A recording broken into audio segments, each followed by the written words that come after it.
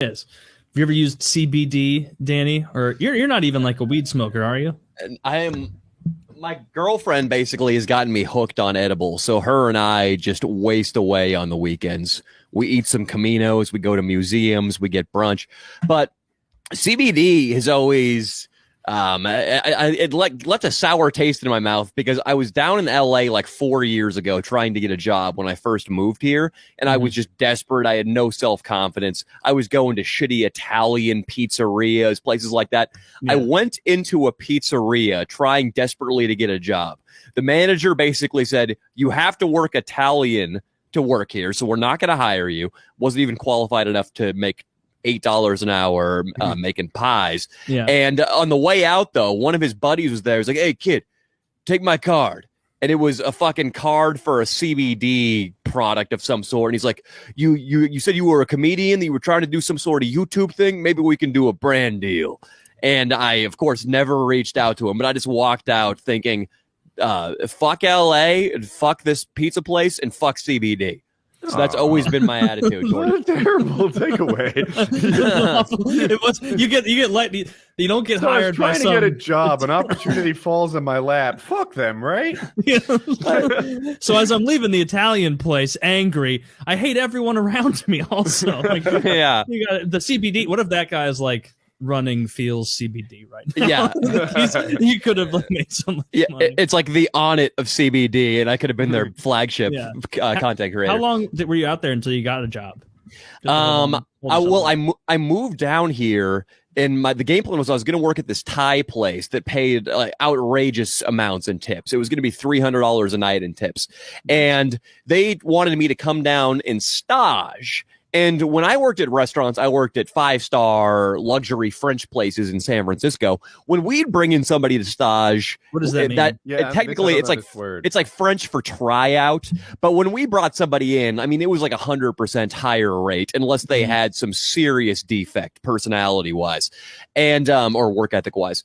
And so I thought the job was mine. I get down to this place, I stage. It's great. Like the other servers are smoking hot, like big titty chicks. This dude's like, "Bro, this is the spot. You're going to make so much money, dude. I can welcome aboard." And then, of course, like a fucking week later, they call me and say, "Yeah, I'm sorry, we went with somebody else." And another lady with big tits. Gig, right? Yeah, that was their type. So you worked for free one night, kind of, to see if they wanted, and they didn't like the way you worked. Yes. Which is absurd because I was just obviously trying my hardest. I was taking it very seriously. Nothing I did could have possibly turned them off. I think Taylor's on the right track when he says they just wanted like another big titty chick to balance out the ratio. Yeah. But that left me with really, really low job seeking self-esteem. I got into UCLA. That's where I went to college, but I went the community college route. So, it's like the back door. I mean, it's one step above these people who had their rich sitcom star parents buy their way into USC for $500,000. Out of high school or out of community college? Community college, which, I mean, to get in out of high school, you have to be the captain of the basketball team, the yearbook editor, have a 4.2, and score like a 1,600 on your SAT. Community college, you just have to stay awake during class, and you're in for 2 years. Hold on. So it's super easy. That's what it takes maybe to graduate community college. But to get into UCLA afterwards, you still have to be someone of note. Dude, the people who go to community college in Sacramento are like methadone addicts. I mean, there would be classes where I would just do the homework and just maybe dedicate like 2 hours to studying.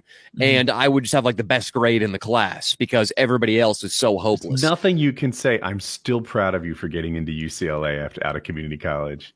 And the fact that you were surrounded by people who didn't have that work ethic and you're like, dude, like by comparison, that's still impressive. Like you did great. Can we have a weekly call where you just pump up my? I mean, you were the only one who said anything positive about my penis, and now you're just loving that I went to UCLA. I think I said it was fine.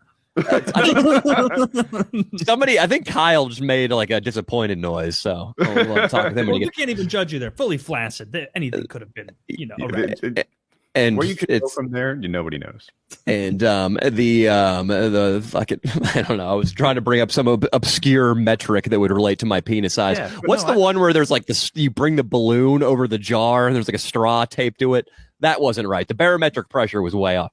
But when I got out of UCLA, like I didn't feel like I earned anything. Like I didn't feel like I earned my way in. And then the classes were super easy because all the professors at UCLA, all they care about is their research. Like they're flying to Egypt or fucking Mesopotamia and working on Nebuchadnezzar's tomb or something. Yeah. They don't give a shit about like grading your paper hard. They just give everybody an A if they try or a B if they don't. I guarantee you there's like a half of the student body who's like, UCLA is so hard. I was if you're pre-med, in high school, and now I can't pass anymore. I was a standout, and now I exist in this community of elites, and I don't stand out anymore. Meanwhile, Danny's fucking killing it and thinking that he's not special. Carry on.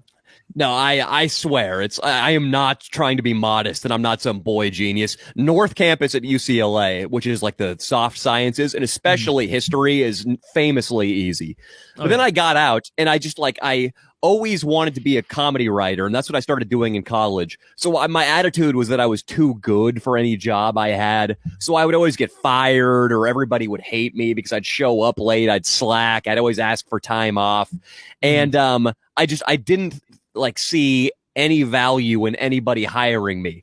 So like I couldn't look the people in the eye when I was getting interviewed because I knew like you're going to regret hiring me. But I have to lie and say you won't right now. But so like when I got down to LA after I got snubbed by the Thai place, I tried some other Italian place, not the pizza parlor, like a luxury Italian place.